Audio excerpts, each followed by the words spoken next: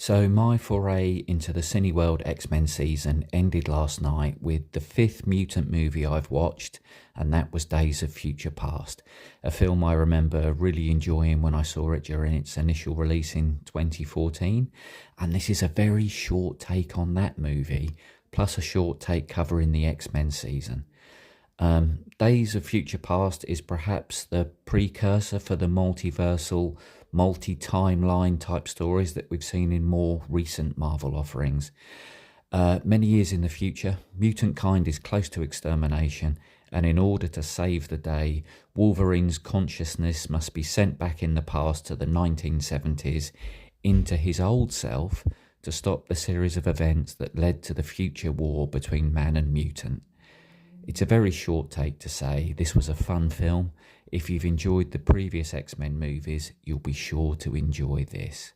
It neatly brings together some of the Phase 1 cast with the newer, younger cast members in a story that captures the era well and brings tension, action and adventure in equal measures. Definitely a thumbs up from me. A comment on casting over the series of movies. Hugh Jackman as Wolverine has been an impeccable match.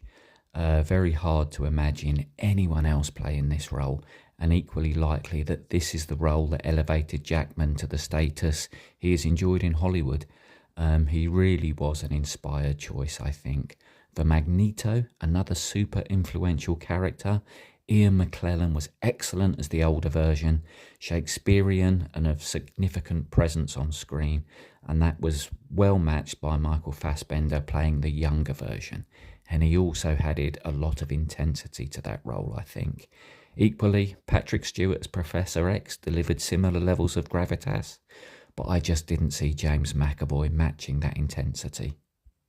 Overall, this season of movies revisited by Cineworld was definitely a hit for me. I'm not quite sure why they've chosen to omit a couple of the films from the series, in Apocalypse and Dark Phoenix.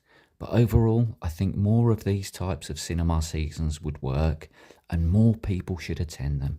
They generally represent great value and it can really be a lot of fun to revisit favourite films up on the big screen once again.